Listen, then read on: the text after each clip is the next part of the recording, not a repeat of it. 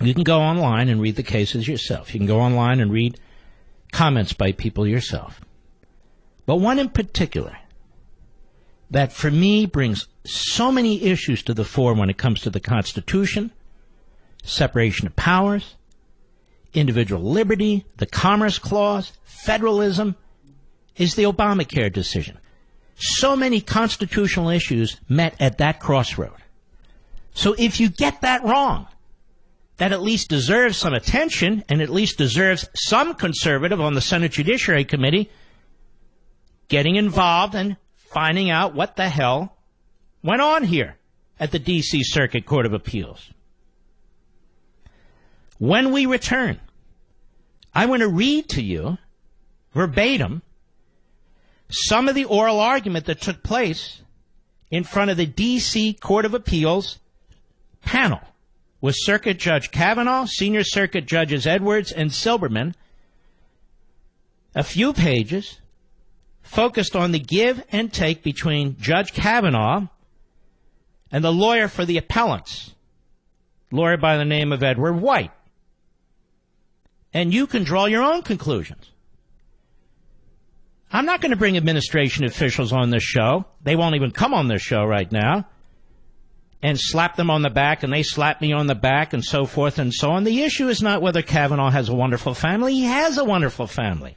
The issue isn't whether he is a moral man with a deep conscience. He is a moral man with a deep conscience. He's not up for the priesthood. He's up for the Supreme Court. I'll be right back. Mark Levin.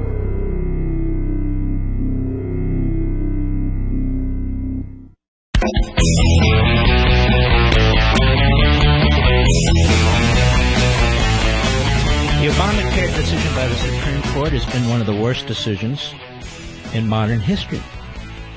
5-4 decision. John Roberts flipped at the end.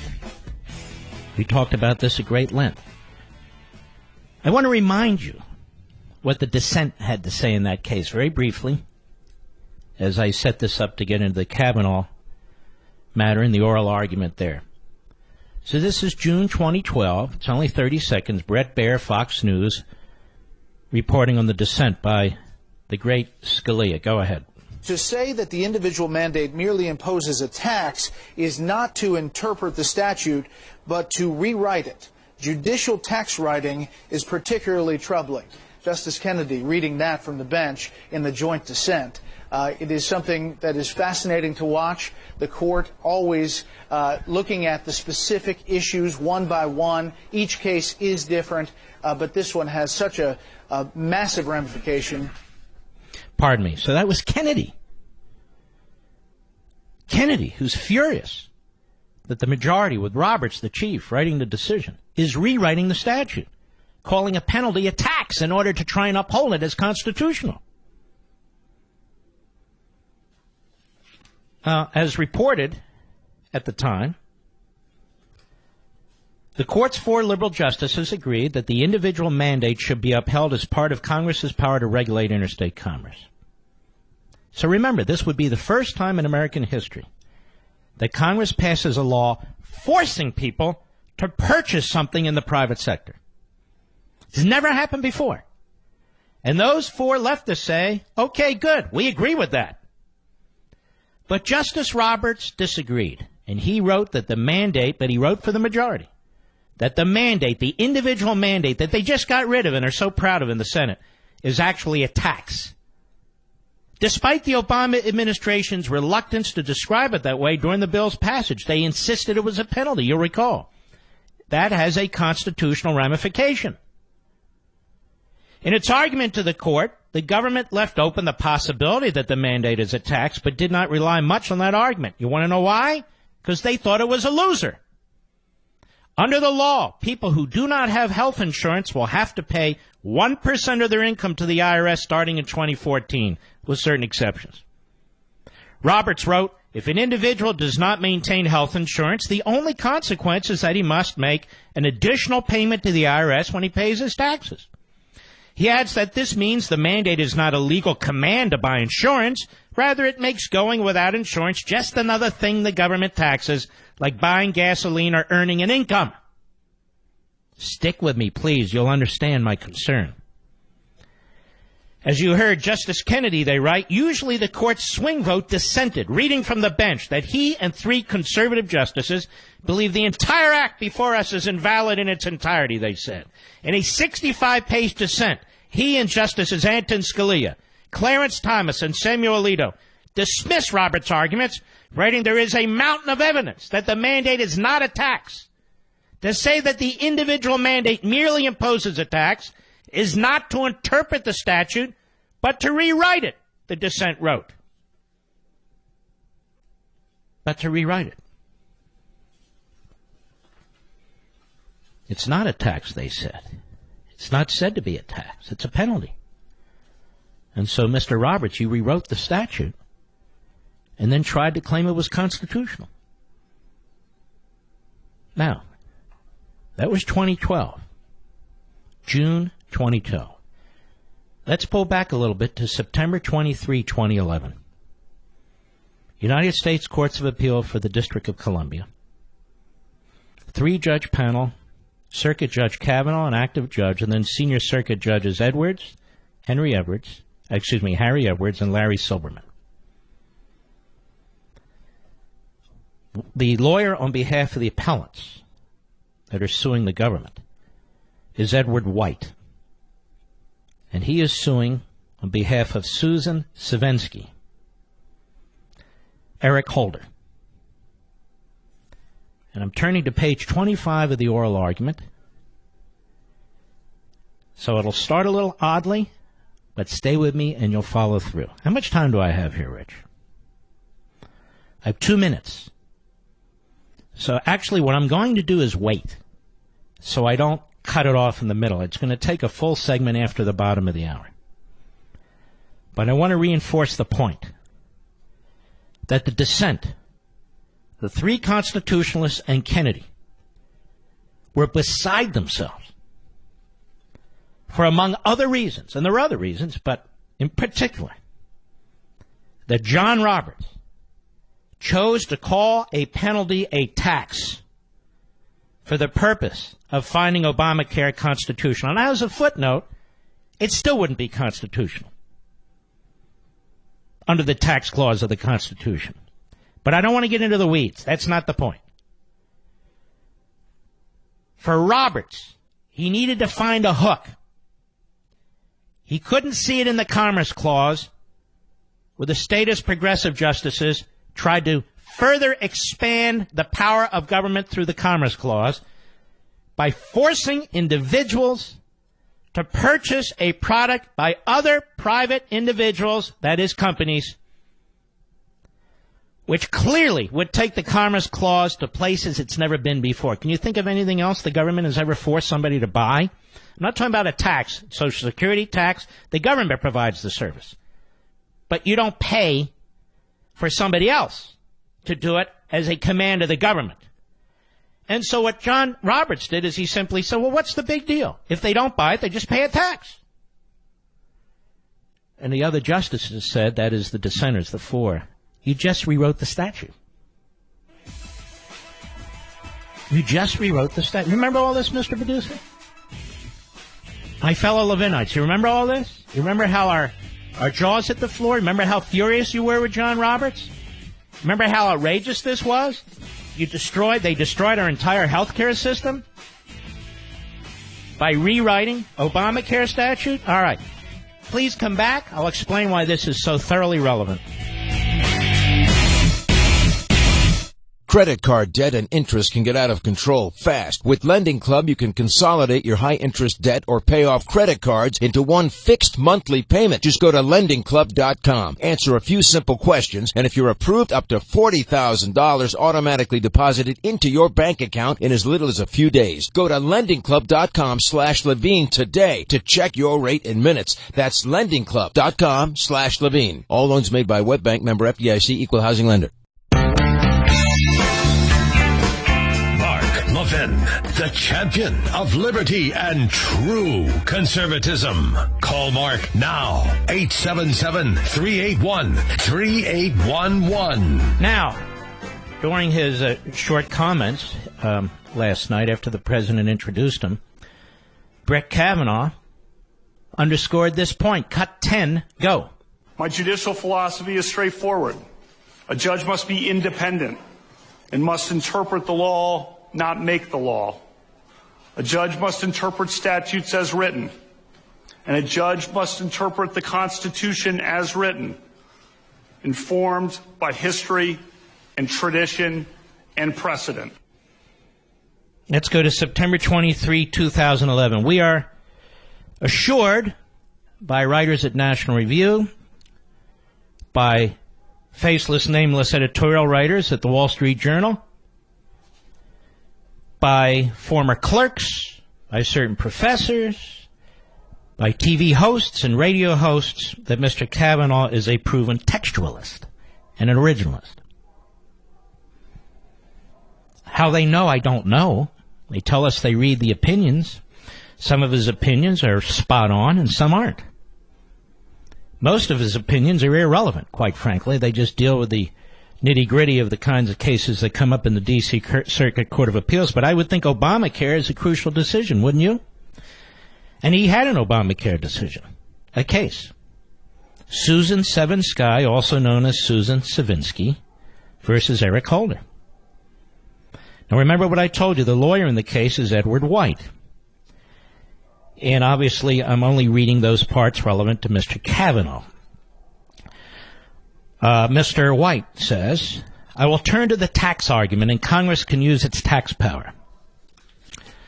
He says, Mr. White, this is the oral argument. So, for example, Congress have decided politically that, they'd raise everyone's taxes a certain amount of money, and if you bought insurance, you got a tax credit.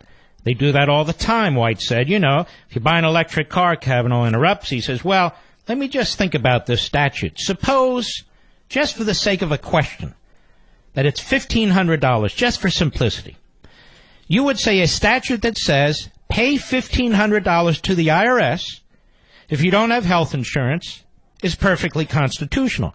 Perfectly constitutional under the tax power.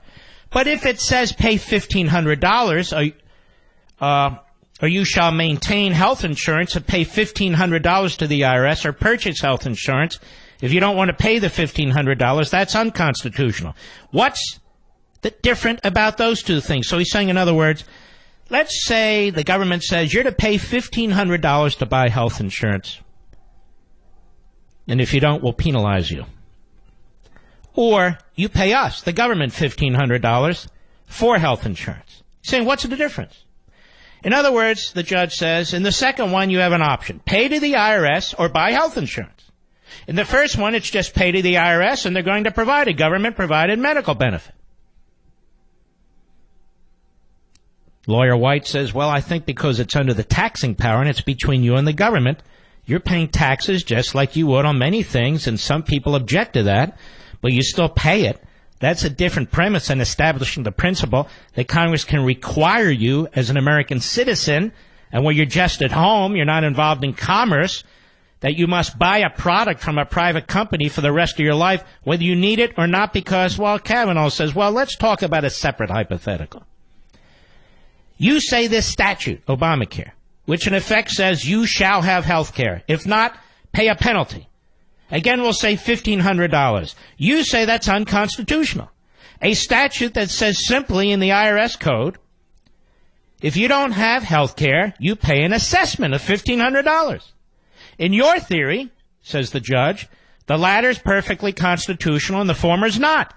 And they seem extremely similar in terms of their actual effects on citizen behavior. Why should we have so much turn on such a minute difference in phrasing?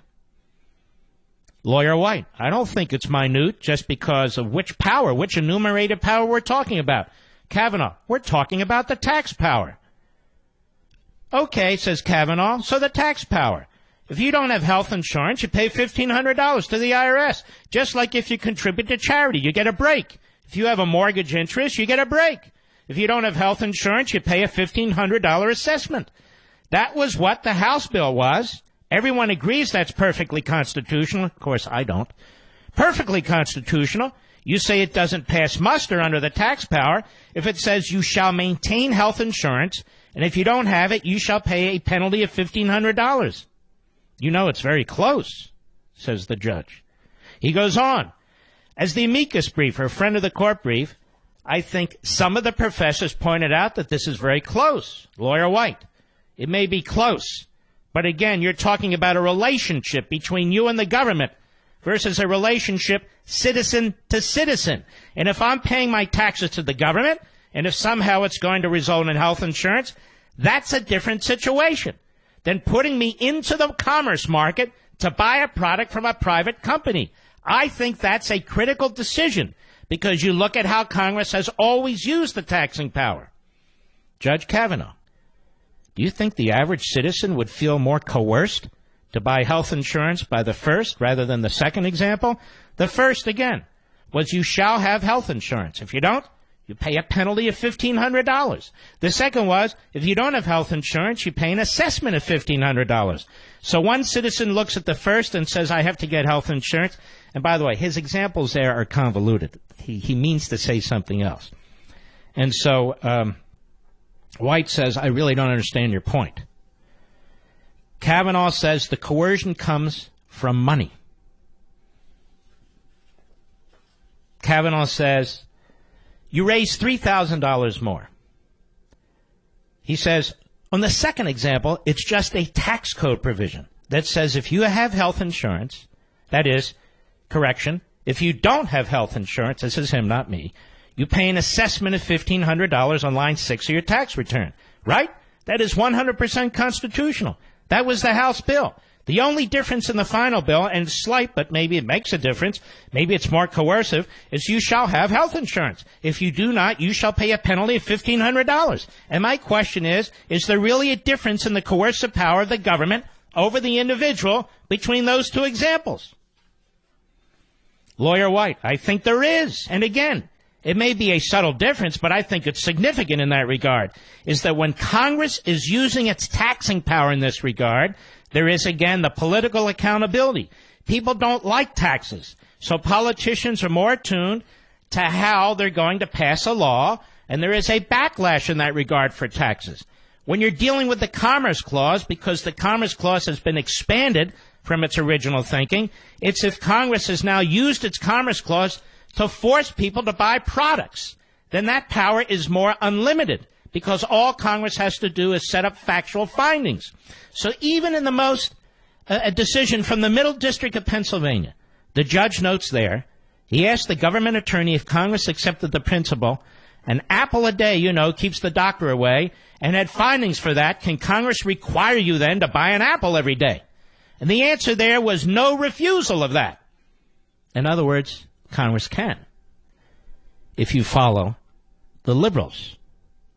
Judge Kavanaugh, well, what do you mean by that? We're on the tax clause now, and the require word is the key word.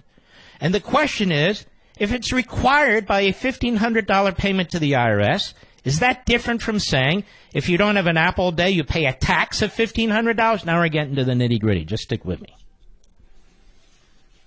because it goes on. You don't have to call it a tax. Here we go, says Kavanaugh. The license tax case is made clear. There is a paid fee for a license. And the Supreme Court upheld it under the taxing power, even though the court assumed that Congress did not have the power to regulate that under the Commerce Clause. And even though it wasn't called a tax. So the label, what I'm trying to do is tease out what the factors really matter. And it seems to me the mandate, that's the individual mandate, which says, of course, I'm me speaking now, if you don't get health insurance, you pay this penalty, which now they call a tax. It seems to me the mandate versus encouragement is one line you draw that has some force, I admit. And then another line you've drawn is the label. I'm trying to tease out whether the label really matters. Suppose, for example, that this law enacted had a penalty of $50 if you didn't have health insurance, called a penalty of $50. And then the next law called it a tax, and it was $2,000. Under your theory, the $50 is unconstitutional because it's called a penalty. The $2,000 is perfectly constitutional because it's called a tax. and I'm trying to figure out what sense that makes in terms of the label. Lawyer White, with regard to these hypothetical statutes you're talking about, whether they can do it under the tax power, we have to go back to what they actually did. He's saying, look, that's not what they did. That's not what they did. They called this a penalty, not a tax. Now, why is Kavanaugh so focused on tax and not penalty? For the same reason John Roberts called it a tax and rejected penalty. Because in constitutional structure and construction of the argument, if they call it a tax, I disagree with this, by the way, but this is their position. If they call it a tax, Congress can do it. Okay? But they do not call it a tax, which is why the dissent in the Obamacare case in the Supreme Court was so furious, talking about rewriting the statute. What is Mr. Kavanaugh doing here, Mr. Textualist? Well, they don't use the word tax, but that's just a label, right? Judge Kavanaugh, they did not disclaim the tax clause power. So now he's saying, well, they didn't actually disclaim that it's a tax, and they never said we're proceeding only under the Commerce Clause power. That's been repeated often, but it's not quite accurate. You know, that's not true either. Obama even gave an interview, and I believe it's named after him, the law, and he signed it, and his administration actually helped write it with Congress. They went on and on and on. It's not a tax. Lawyer White, when you look at the findings, Congress is only talking about its regulation under commerce, its ability to regulate commerce. Congress, when you look at the labels Congress used here, it's not just the labels of saying this is a tax, this is a penalty. It's what Congress did beyond that. Congress in this statute, but, says Kavanaugh, it's in the tax code. It's paid on your IRS form. It's assessed and collected in the same manner of subchapter B of chapter 68, which is the Internal Revenue Code. It's a big tax-related provision. Now, you still may have a good argument on the fact that it's a mandate versus encouragement. I think that's a fair point. Lawyer White, when you look at the statute, you have to look at the entire statute. If everyone complies with the mandate and buys health insurance, the government doesn't receive a penny because all your money is going to a private insurance company. When you look at what Congress did in the statute, Congress was very particular. Congress not only called it a penalty, Congress in other areas of the statute designated things taxes. So you had the 10% tax on tanning. You had the medical device tax. Congress also listed in the healthcare law 17 tax-generating provisions. It did not list the individual mandate in them. That is, it's a tax clause. Judge Kavanaugh, pardon me. We'll try and get to that as soon as I can. 1 second here. Damn, I don't like interrupting this, but I've got to silence my computer. So something labeled a penalty, says Judge Kavanaugh, can never be justified under the taxing power? I don't think the label is not dispositive, but we're not just saying that. Right. That's what I'm getting at. Judge Kavanaugh, I'm trying to distinguish a non-punitive civil penalty, mouthful, from a tax that's justified under the taxing power. How do I tell the difference between those two things? Lawyer White, you have to look at the structure of the statute. You have to look at the language Congress uses. In this case, Judge intervenes, well, you just said the language is not dispositive, so how? Okay, says the lawyer, you have to look at the purpose. Is it a tax revenue statute? This statute, when you look at it, Judge interrupts, well, the Supreme Court's long said, as long as it's revenue raising, we don't get into that issue anymore. Whether it's the Sanchez case or Sunzinski or Bob Jones, there are a lot of cases. Lawyer White, right. But the Supreme Court also says that there is a difference between a tax and a penalty. And a tax is to raise revenue, and a penalty is to compel behavior. The penalty here, if you find the individual mandate, is to compel. Were you able to follow most of that, Mr. Producer? Mr. Kavanaugh, the textualist, the man who understands separation of powers, was rewriting the statute. And you know what he did in the end, Mr. Producer?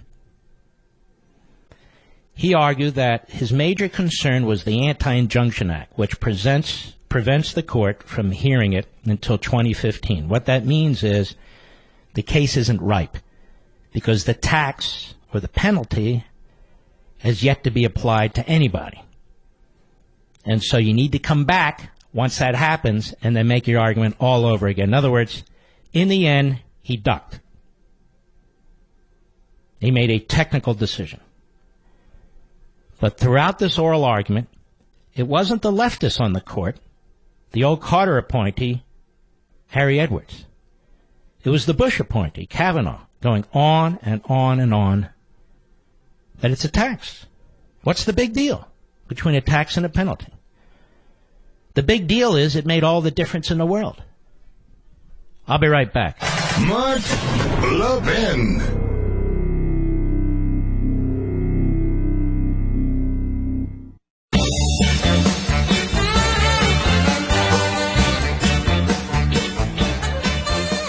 That the individual mandate merely imposes a tax is not to interpret the statute, but to rewrite it. Judicial tax writing is particularly troubling. Justice Kennedy reading that from the bench in the joint dissent.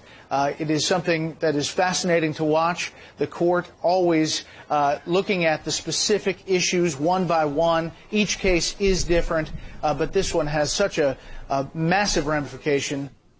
Yes, it did. And you have to assume that Kavanaugh would have voted with Roberts on this, because they both came at it from exactly the same position.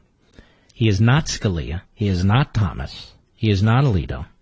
And in this case, he wasn't even Kennedy. So we'll see. The conservatives on the Judiciary Committee politely and legitimately need to pursue this. This is a big deal.